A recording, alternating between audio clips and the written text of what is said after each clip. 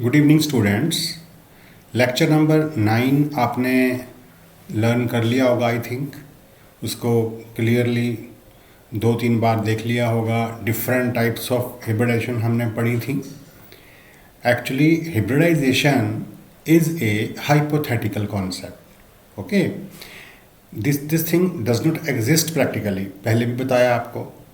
तो इसमें 3D structures, shapes involve होती हैं, 3 डायमेंशनल, जिनको हम 2 डायमेंशनल अपने स्क्रीन पे, ब्लैक बोर्ड पे या नोटबुक पे एक्सप्लेन नहीं कर सकते।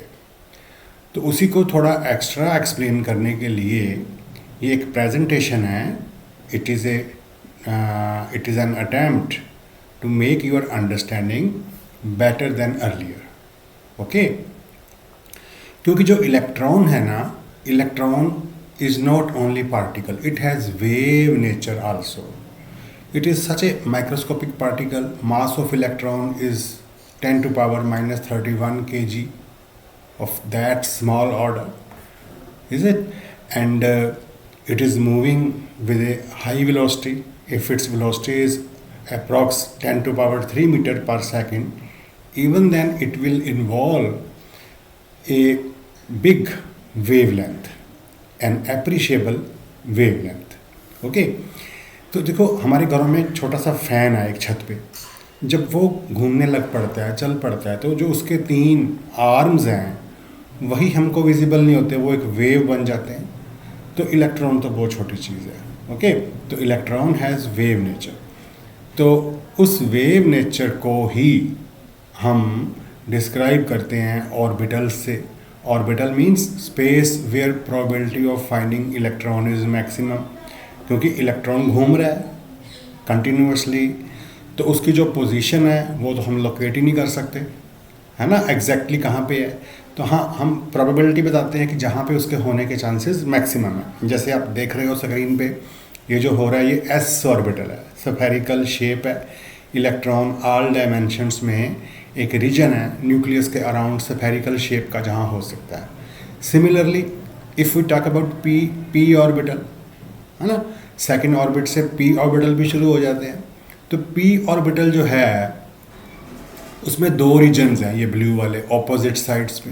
सेंटर में एक रीजन ऐसा है जहाँ प्रोबेबिलिटी इलेक्ट्रॉन की ऑलमोस्ट 0 है, जिसको आप बोलते हो नोड। तो वहाँ पे इलेक्ट्रॉन के मिलने के चांसेस ऑलमोस्ट नेग्लिजिबल है। और इन 2 ऑपोजिट डायरेक्शंस में, जिसको जब हम ड्रॉ करते हैं तो एक डंबल बना देते हैं, ये डंबल ही है। Okay, opposite sides positive negative हो गई।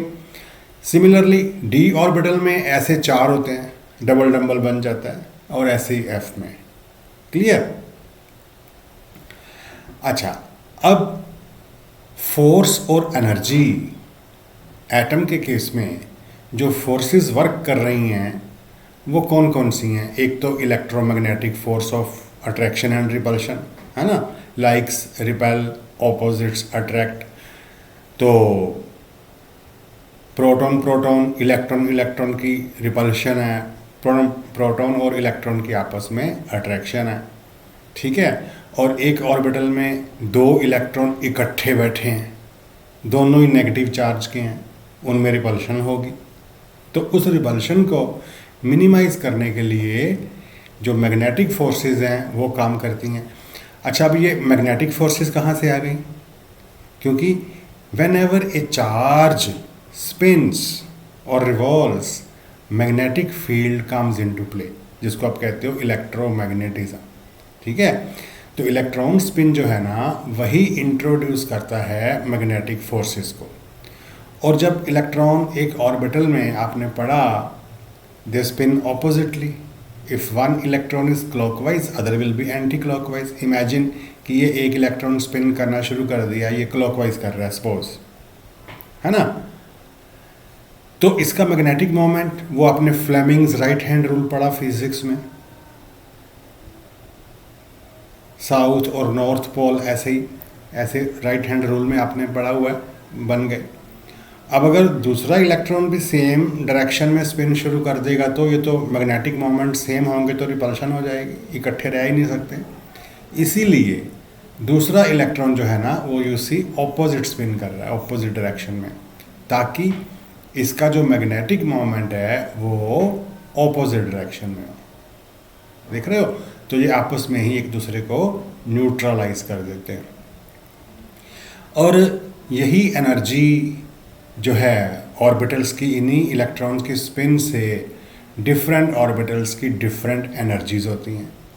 ऑफ बाउस प्रिंसिपल में आपने पढ़ा था कि डिफरेंट ऑर्बिटल्स की एनर्जीज क्या क्या हैं। सबसे कम 1s की है, फिर 2s की है। फिर आपको याद होगा कि 4s की एनर्जी 3d से थोड़ी सी कम होती है, सी हियर, है ना। तो ऐसा एक बोहर-बरीज रूल था जिसको n+l रूल भी कहते हैं। तो उस रूल के अकॉर्डिंगली हम ये कर लेते हैं।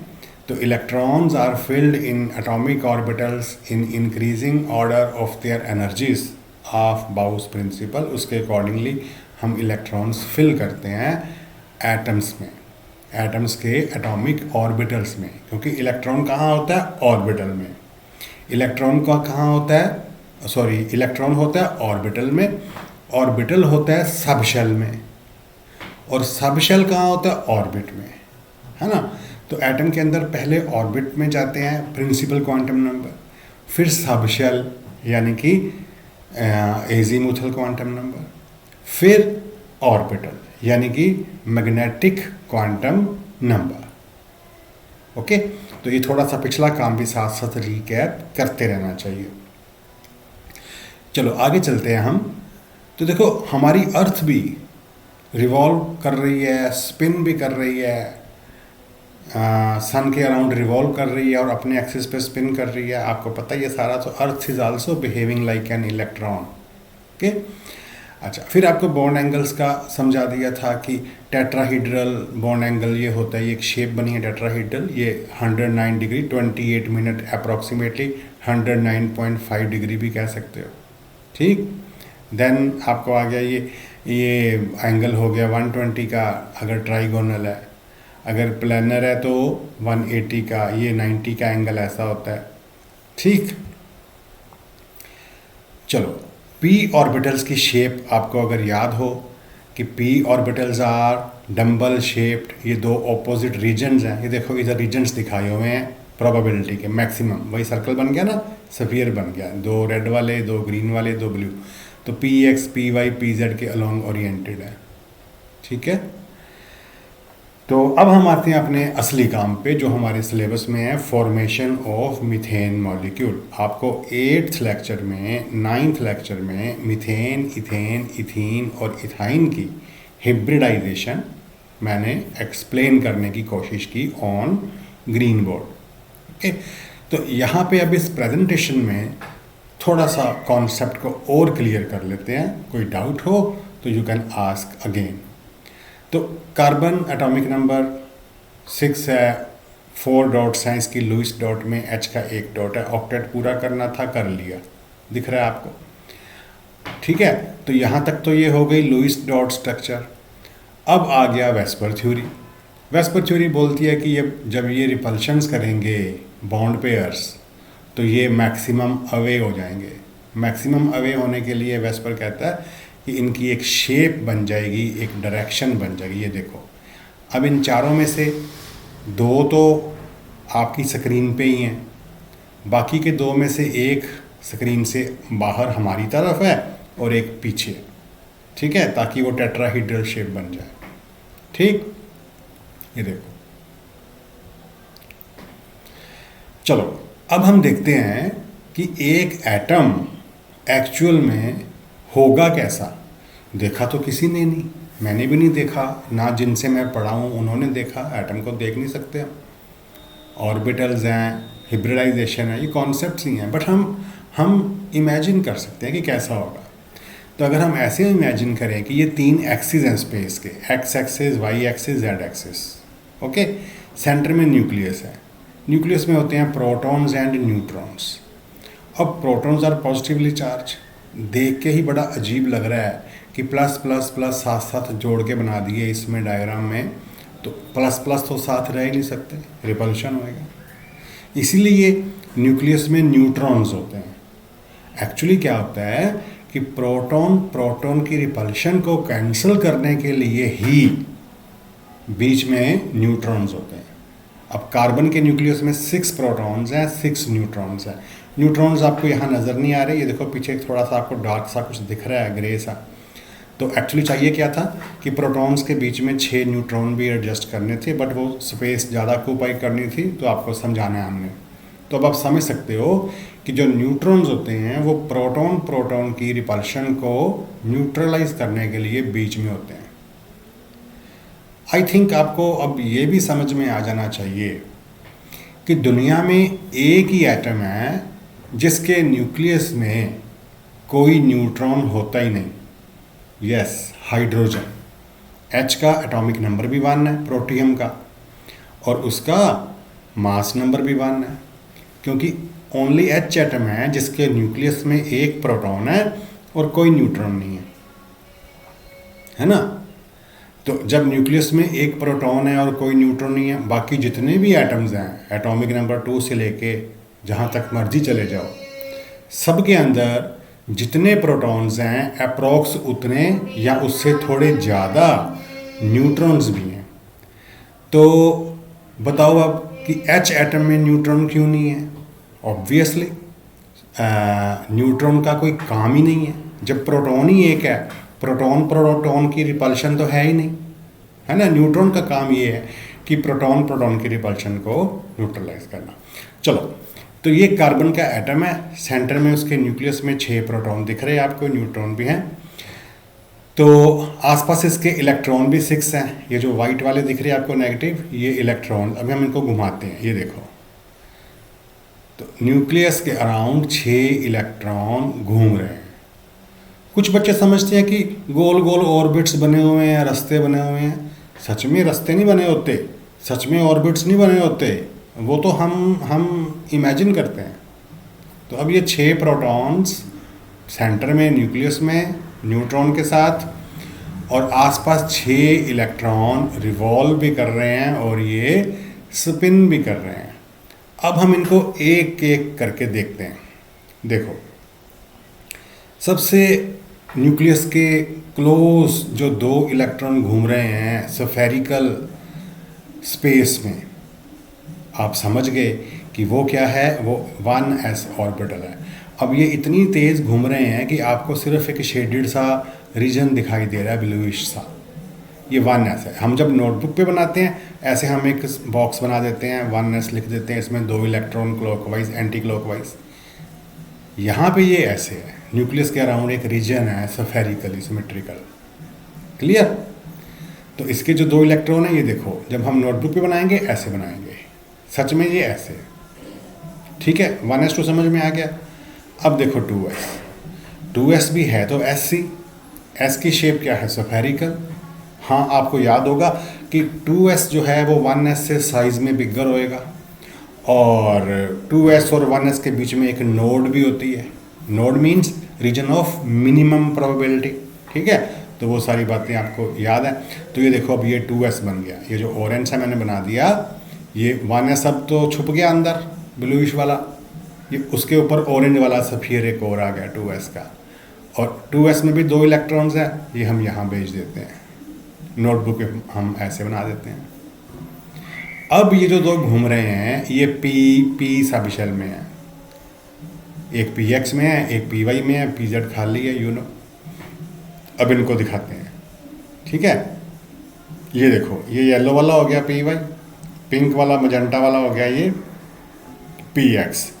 2 येलो दिख रहे हैं आपको, ऑर्बिटल एक ही है, रीजन 2 है। इलेक्ट्रॉन यहाँ भी जाएगा, यहाँ भी जाएगा, घूमता फिरेगा, यहाँ तेज। उसकी प्रोबेबिलिटी 2 जगह पे है। ऐसे ही पिंक में भी प्रोबेबिलिटी 2 जगह पे है। ठीक है, तो एक इलेक्ट्रॉन है, एक px में है, एक py में है। ये रीजन है उसकी प्रोबेबिलिटी का, डम्बल शेप का। ठीक है भाई, और जो pz है वो भी रीजन तो है, ये ग्रीनिश वाला दिख रहा है आपको, रीजन तो है, चाहे इलेक्ट्रॉन नहीं है लेकिन स्पेस तो है, रीजन तो है जहाँ इलेक्ट्रॉन हो सकता है। अगर हुआ तो यहीं होएगा। ठीक है, तो वो हमने वो भी बना दिया। तो क्लियर कर लो, अब ये लास्ट टाइम है, इसके बाद हम इन चीज़ों की बात नहीं करेंगे अब। ओके, अच्छा, ये क्या हुआ, ये एक इलेक्ट्रॉन यहाँ से उठा के यहाँ क्यों भेज दिया? यस, प्रमोशन किया उसका, एक्साइटेड स्टेट बनाई। क्यों? 8th लेक्चर 9th लेक्चर में बार बार हमने पढ़ा कि वैलेंस बॉन्ड थ्योरी कहती है कि बॉन्डिंग ओनली वैलेंस शेल के ऑर्बिटल्स करेंगे, 1s का कोई काम नहीं बॉन्डिंग में, 2s और 2p करेंगे, और 2s और 2p के भी वही करेंगे विच हैव अनपेयर्ड इलेक्ट्रॉन। तो अनपेयर्ड तो फिर 2 ही थे इसके यहाँ आने से पहले, तो कार्बन के बॉन्ड तो 4 हैं, तो 4 बॉन्ड कैसे दिखाएं? तो हमने कहा जी एक को यहाँ से उठा के यहाँ भेज देते हैं, थोड़ी सी एनर्जी चाहिए, मिल गई उसको, तो एक्साइटेड स्टेट बन गई। Now carbon can show tetravalency, carbon can show covalency of 4, carbon 4 bond बना सकता है। ठीक, अच्छा, अब ये एक्सप्लेन कर दिया हमने। उसके बाद जब आप नोटबुक पे ये बनाते हो ऑर्बिटल पिक्चर, जैसे मैंने ब्लैक बोर्ड पे बनाई थी, तो मैंने ऐसे बनाई थी, है ना, तो ये रीजन्स हैं, ऐसे डंबल से हम बना देते हैं। अब देखो यहाँ पे तो आपको बड़ा क्लियर दिख रहा है, सेंटर में सबसे 1s था, ब्लूइश वाला छुप गया, ऑरेंज वाला 2s आ गया, है ना, फिर 2px भी दिख रहा है आपको magenta, 2py yellow, 2pz green. अब तो क्लियर एटम, तो ये कार्बन का एक एटम है। हाँ, अभी इसने हिब्रिडाइज नहीं किया, है ना, अब अगली चीज़ की ज़रूरत पड़ेगी। उसकी ज़रूरत क्यों पड़ी? क्योंकि ये तो 2s का इलेक्ट्रॉन है, 2s ऑर्बिटल है, ये p हैं, s की शेप स्फेरिकल है, p की शेप डंबल है, तो इन तीनों का जो बॉन्ड बनेगा हाइड्रोजन से, वो इसके बॉन्ड से डिफरेंट होना चाहिए, बट प्रैक्टिकली ऐसा नहीं होता। सारे बॉन्ड पैरामीटर्स प्रूव करते हैं कि मीथेन मॉलिक्यूल में कार्बन के सारे बॉन्ड सेम हैं, तो इसलिए हमको इन्वॉल्व करना पड़ा द कॉन्सेप्ट ऑफ हिब्रिडाइजेशन। अब वो देखते हैं, अब वो समझो, अब ये ऑर्बिटल आपस में मिक्स कैसे करवाने हैं। ठीक है, अब एक 2s का और 3 2p के मिक्स करवाने हैं ताकि वो बन जाए sp3। 1s का कोई काम नहीं, वैलेंस शेल नहीं करनी है हाइब्रिडाइजेशन। ठीक है, तो मिक्स करवाते हैं, ये चारों मिक्स हो गए, देखो चारों मिक्स होके चारों नए बन गए। अब आपको ब्लूइश वाला रीजन फिर दिखने लग पड़ा। ब्लूइश क्या चीज़ है? 1s स्फेरिकल, उसने किया कुछ भी ना, उसने बॉन्डिंग करनी है ना उसने हाइब्रिडाइजेशन करनी है। ठीक है, 2s का और 2p के 3 ऑर्बिटल आपस में मिक्सिंग कर गए हैं, चारों की शेप एक जैसी हो गई है, चारों की एनर्जी भी सेम हो गई है, और चारों का नाम भी सेम हो गया, ये भी sp3, ये भी sp3, ये भी और ये भी, और चारों की आपस में रिपल्शन होगी, है ना। तो इसलिए जो है वो मैक्सिमम अवे रहेंगे, और क्या बनेगा, वो टेट्राहीड्रल एंगल पे अलाइन हो जाएंगे, एक टेट्राहीड्रॉन लाइक स्ट्रक्चर बनेगी। तो अब ये जो चारों इलेक्ट्रॉन अनपेड हमने इनमें डाल दिए। अब ये करेंगे बॉन्डिंग किसके साथ? H के साथ। मीथेन में H लगते हैं, 4 H लगते हैं, और मीथेन का जो एक H है 1s1 स्फेरिकल, एक अनपेड इलेक्ट्रॉन ऑपोजिट स्पिन से आएगा, और इन चारों के साथ एक एक H लगेगा। ठीक है, ये टेट्राहीड्रल बन चुका है। ठीक है, और एंगल आपको पता ही है 109 5 डिग्री। ठीक, तो देखो ये एक H आया, दूसरा आया, तीसरा आया और चौथा आया, CH4 मॉलिक्यूल। एंड ये जो ओवरलैपिंग है, this overlapping is axial, sp3s 4 sigma bond बन गए। This is orbital picture of methane molecule. जब भी डाउट आए दोबारा से फिर देख सकते हो। ठीक, अब चलते हैं हम डबल बॉन्ड की फॉर्मेशन देखते हैं। ठीक है, आपको मैंने 9th लेक्चर में इथीन मॉलिक्यूल में डबल बॉन्ड बनता हुआ दिखाया था। वो डबल बॉन्ड था carbon double bond carbon, carbon carbon में। यहाँ पे मैंने एग्जांपल ले ली कार्बन ऑक्सीजन के डबल बॉन्ड की। फॉर्मेल्डिहाइड मॉलिक्यूल है CH2O, एक C है, एक O है और एक सॉरी 2 H हैं, तो इनका आपस में पहले तो ऑक्टेट पूरा करते हैं, फिर देखते हैं हिब्रिडाइजेशन। अब इसमें कार्बन की भी होगी हिब्रिडाइजेशन, इसमें ऑक्सीजन की भी होगी। H का तो है ही एक ऑर्बिटल 1s, वो किससे मिक्स होएगा, वो होता ही नहीं, अकेला ही है वो, है ना। तो इसको अब ध्यान से समझो। ये देखो, पहले हमने लुईस डॉट स्ट्रक्चर बना के ऑक्टेट कंप्लीट किया। कार्बन के 6 थे, 2 शेयर कर लिए C के साथ, ऑक्टेट पूरा। C के 4 थे, 2 O से किए, 1 H से किया, 1 इससे किया। ठीक है, तो ये डबल बॉन्ड बना, ये सिंगल बॉन्ड बना, ये सिंगल बॉन्ड बना। और डबल बॉन्ड के अंदर you know one bond is sigma, other bond is pi. जब ये डबल बॉन्ड बना ना, 2 सिग्मा इकट्ठे नहीं हो सकते, 2 एटम्स के बीच में सिग्मा एक ही बनता है, जो एडिशनल बना, मल्टीपल बना, वो पाई होता है। ठीक है भाई। तो अब हम देखते हैं कि वेस्पर के अकॉर्डिंगली इनको मैक्सिमम दूर रहना है, तो इनकी शेप, इनकी ज्योमेट्री क्या हो जाएगी, trigonal pyramidal, sorry trigonal planar, pyramidal नहीं सॉरी, प्लेनर।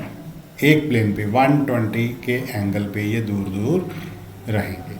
ये सुपर पेयर हो गया, ये सिंपल पेयर हो गया, तो एंगल 120 के। ठीक। अच्छा, अब यहाँ फिर वही बात, कार्बन है। अब मैं इसको फटाफट करता हूँ, आप खुद अपने माइंड में इसको रिकैपिचुलेट करो, खुद समझने की कोशिश करो। जो पहले बताया वही है, एक C एटम है, देखो कि कैसे इसकी बनेगी प्रोमोटेड स्टेट और कैसे इसकी बनेगी हिब्रिडाइज्ड स्टेट।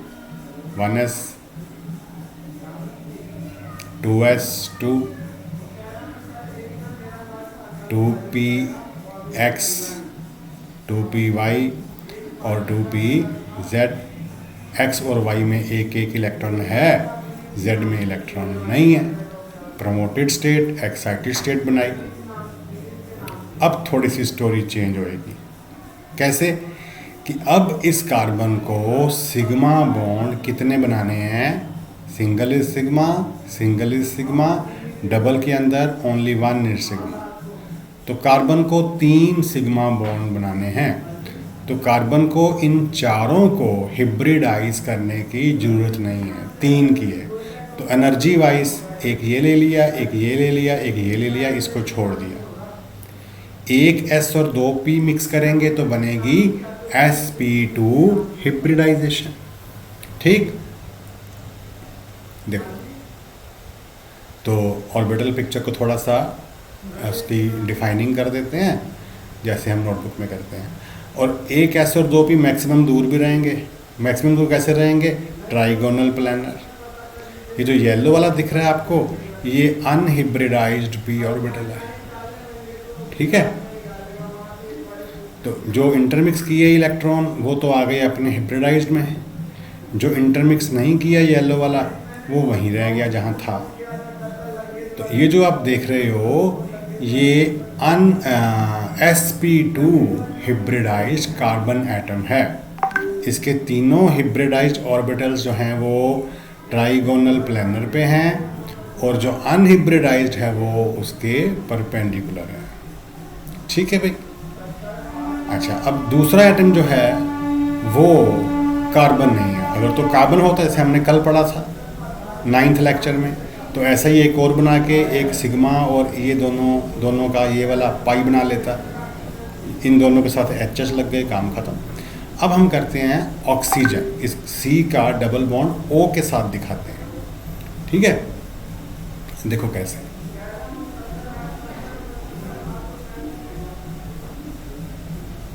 ये आ गया हमारे पास ऑक्सीजन। ऑक्सीजन के न्यूक्लियस में देख रहे हो 8 प्रोटॉन्स हैं, और अराउंड इट के इसके 8 ही इलेक्ट्रॉन हैं। इसी क्या बनी इसकी 1s2, ब्लूइश वाला 1s2 रीजन बन गया, 2s2, देन 2px1 और 2py1 और 2pz2। मतलब p सब शेल के 3 ऑर्बिटल्स में से एक में पेयर पूरा है, 2 में अनपेयर्ड है। ऑक्सीजन की यही होती है, एक्स वाई जेड आप कोई भी मान सकते हो, ठीक। तो ये बन गया ऑक्सीजन का ग्राउंड स्टेट का इलेक्ट्रॉनिक कॉन्फ़िगरेशन। अब ऑक्सीजन को भी एक तो बनाना है सिग्मा बॉन्ड, एक बनाना है पाई बॉन्ड, ठीक है। लेकिन ऑक्सीजन को अब वैलेंस शेल के ये ऑर्बिटल मिक्स करने पड़ेंगे, एक तो 2s मिक्स करना पड़ेगा और ये भी करने पड़ेंगे। अब एक बात बड़े ध्यान से समझो, बॉन्डिंग करता है कौन? जो अनपेयर्ड होता है ऑर्बिटल, है ना। बॉन्डिंग ये कर सकता है, ये कर सकता है, ये नहीं कर सकता, ये भी नहीं कर सकता।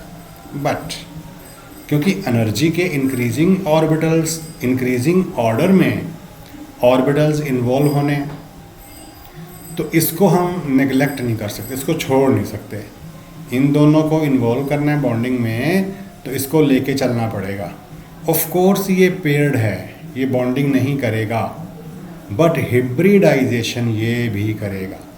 हाँ, इसको छोड़ सकते हो क्योंकि वो इनके बाद है, उसकी एनर्जी ज़्यादा। तो 2s 2px और 2py ये तीनों इंटरमिक्स करवाएंगे, इनको छोड़ देंगे। तो ये तीन बन गए sp2 हिब्रिडाइज्ड ऑर्बिटल्स, ठीक है। ये देखो,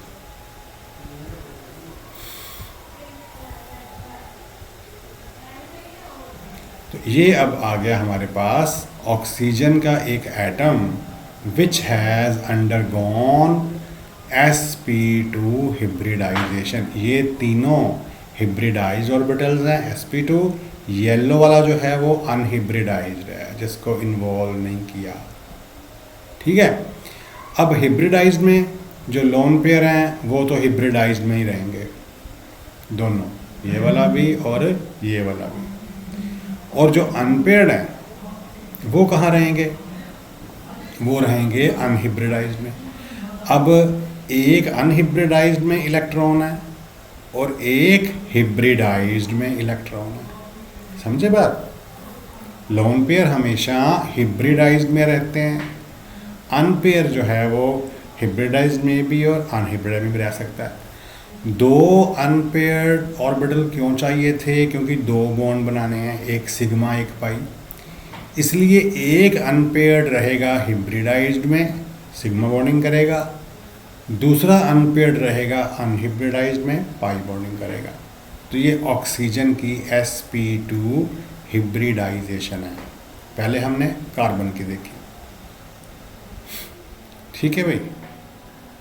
ये देखो, अब दो लोन पेयर हिब्रिडाइज्ड में आ गए, एक अनहिब्रिडाइज्ड में आ गया, एक अनपेयर्ड जो था वो वहीं पे है अनहिब्रिडाइज्ड में, ताकि वो पाई बॉन्डिंग कर सके, साइड वाइज ओवरलैपिंग कर सके, ठीक।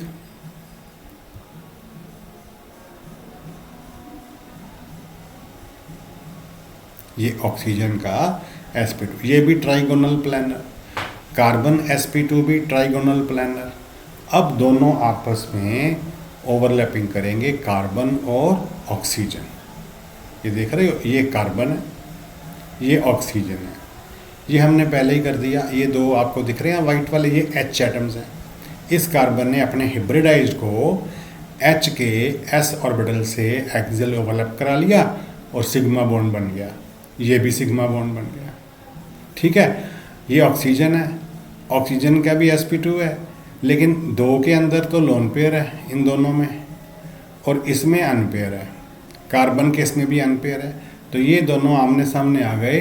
ये क्या करने जा रहे हैं? ये करने जा रहे हैं एक्सियल ओवरलैपिंग, ताकि सिग्मा बॉन्ड बन जाए। ये देखो, ओवरलैपिंग हो गई, सिग्मा बॉन्ड बन गया।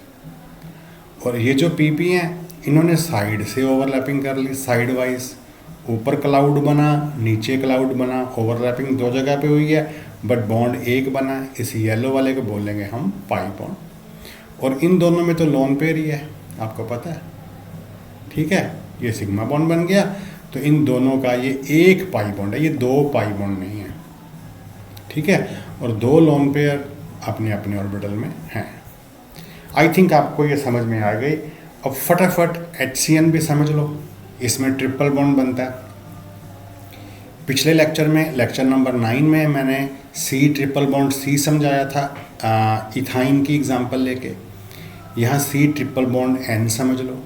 ओके, तो देखो सारा कुछ सेम टू सेम, बस एक कार्बन है और एक ओ के प्लेस पे एन है।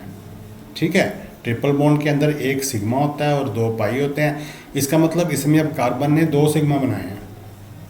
इसका मतलब कार्बन को वैलेंस शेल के 4 ऑर्बिटल्स में से सिर्फ 2 ही चाहिए, एक एस और एक P. It will involve S P hybridisation. ठीक है भाई, तो फिर कार्बन आ गया। अब मैं नहीं कुछ बोलता, आपको पता है। रीकैप करो अपने अपने माइंड में खुद से।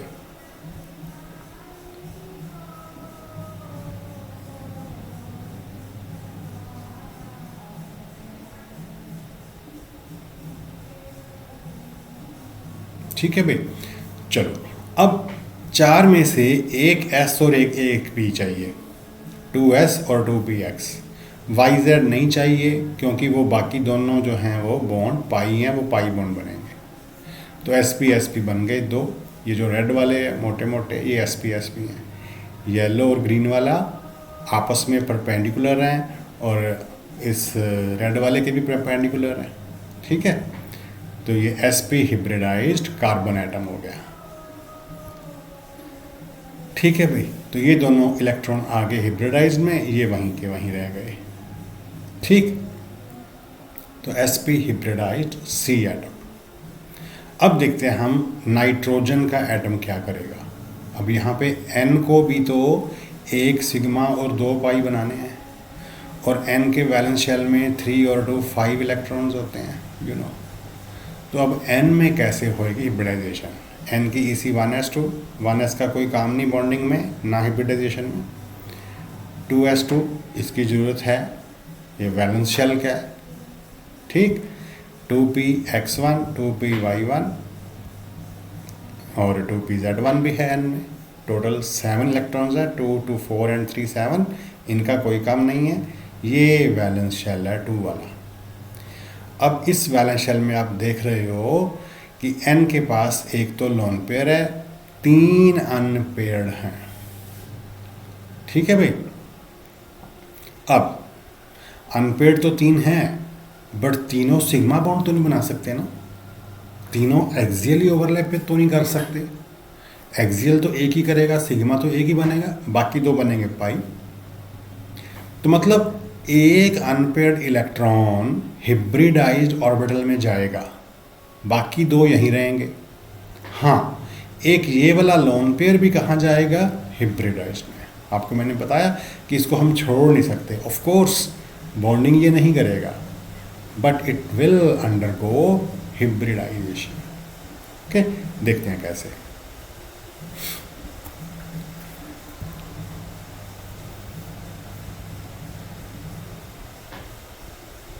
तो एक में लोन पेयर आ गया,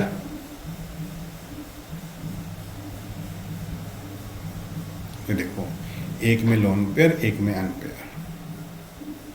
तो ये sp लीनियर शेप का नाइट्रोजन का एक एटम है। ये sp हिब्रिडाइज्ड हो गया, लीनियर हो गया। कार्बन का sp2 हुआ क्योंकि उसने 2 सिग्मा बनाने हैं। नहीं सॉरी, कार्बन भी sp हुआ, उसने भी 2 सिग्मा बनाने हैं। ठीक है, इसका sp है, इसने सिग्मा तो एक बनाना है, बट एक इसको चाहिए किसके लिए? लोन पेयर के लिए। समझे? चलो अब देखते हैं। ये कार्बन है, ये भी sp हिब्रिडाइज्ड, ये n है, n भी sp हिब्रिडाइज्ड। इसका एक ग्रीन वाला अनहिब्रिडाइज्ड, एक electron unpaired. Similarly here also it has yellow वाला अनहिब्रिडाइज्ड, सिमिलरली बोथ हैव अनपेयर्ड। तो देखो एक तो बना सिग्मा बॉन्ड, sp ओवरलैपिंग हो गई एक्सिस अलोंग, और कार्बन के साथ यहाँ पे ये इसमें ये सेंटर वाला सिग्मा दिखा दिया हमने। अब ये करेंगे अपना साइड वाइज ओवरलैपिंग, क्योंकि ये इसके पैरेलल है, येलो के पैरेलल येलो, ग्रीन के पैरेलल ग्रीन, तो वो आपस में साइड साइड ओवरलैपिंग करेंगे। एक ओवरलैपिंग से 2 क्लाउड बनते हैं और एक पाई बॉन्ड बनता है। ऐसे ही ग्रीन से भी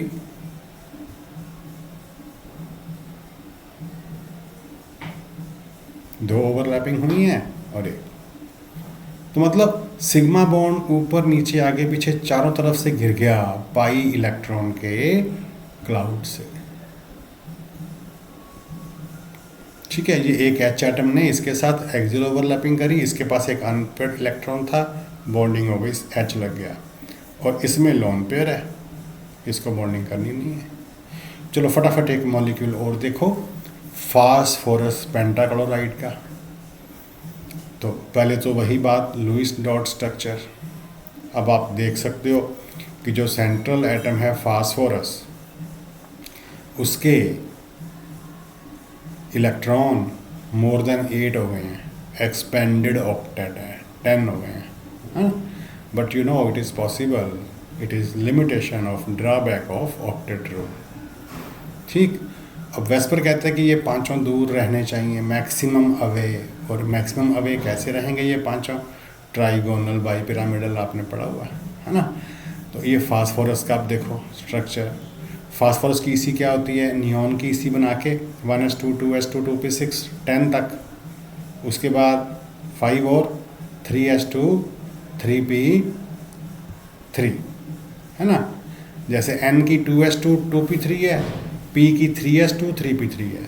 मतलब अगर हम n का वैलेंस शेल लें तो वही वैलेंस शेल p का है, डिफरेंस है वो 2 है, ये 3 है, बस। ठीक है, तो उसी को ही मैंने रिपीट कर दिया यहाँ पे, ये नियॉन लिख दिया, 2 के प्लेस पे 3 कर दिया, दैट्स इट। अच्छा, अब देखो थोड़ा सा डिफरेंस कि 3s और 3p, इन तीनों के पास एक एक अनपेयर्ड है, 3 बॉन्ड तो ये बना सकता है। यहाँ पे इलेक्ट्रॉन 2 हैं, अगर एक प्रमोट हो जाए तो ये भी अनपेयर्ड हो गया, ये जहाँ जाएगा वो भी अनपेयर्ड होएगा, तो ये कहाँ जाएगा? D में। 3s 3p के बाद 3d भी तो होता है, तो 3d के 5 ऑर्बिटल खाली पड़े हैं, तो 3s का एक इलेक्ट्रॉन अनपेयर होके एक्साइटेड स्टेट बनाएगा, d के एक ऑर्बिटल में जाएगा। ठीक है भाई, d के 5 ऑर्बिटल्स के नाम आपको आते हैं, dxy, dyz, dxz, dx² minus y² dz के डबल डम्बल शेप के ये होते हैं। सिर्फ जो dz स्केयर है वो बेबी सूदर शेप का होता है, डोनट शेप का होता है, बाकी double dumbbell 3 in between the axis, 2 along the axis, पढ़ा आपने सारा। तो एक इलेक्ट्रॉन प्रमोट होके जब d में चला जाता है, तो फिर अब अगर हम नहीं इन्वॉल्व करते हिब्रिडाइजेशन, तो इन तीनों का बॉन्ड, इसका बॉन्ड, इसका बॉन्ड, ये तो 3 तरह के बॉन्ड बनेंगे, बट ऐसा नहीं होता। तो इसलिए we have to involve the concept of hybridisation. ये पांचों इलेक्ट्रॉन जो हैं वो sp3d, क्योंकि एक s है, 3 p है, एक d है, तो इन पांचों का नाम क्या है? sp3d hybridised orbitals. और वेस्पर थ्योरी कहती है कि शेप क्या बनेगी? 3 तो 120 के एंगल पे, 2 90 के एंगल पे, ट्राइगोनल बाई पिरामिडल। जो 120 वाले हैं उनको बोलते हैं हम इक्वेटोरियल बॉन्ड्स, और जो 90 वाले हैं उनको बोलते हैं हम एक्सियल बॉन्ड्स। ठीक है, तो आई थिंक अब आपको काफ़ी कुछ समझ में आ गया होगा। ठीक है, इसी लेक्चर को दोबारा देख सकते हो, समझ सकते हो। बोर्ड से समझ में आता है तो लेक्चर नंबर 8 और 9 जो है वो मैंने आपके बोर्ड पे समझाया, वहाँ से कर सकते हो। तो अब इनका मल्टीपल चॉइस टेस्ट होएगा और दूसरा सब्जेक्टिव टेस्ट हम करेंगे। तो इसके बाद अब इस चैप्टर में हमारा कुछ थोड़ा बहुत काम बाकी बचे, the lesson is almost done, तो वो हम नेक्स्ट लेक्चर में रीकैप करके इसको फिनिश कर देंगे। Okay then, good bye, thank you.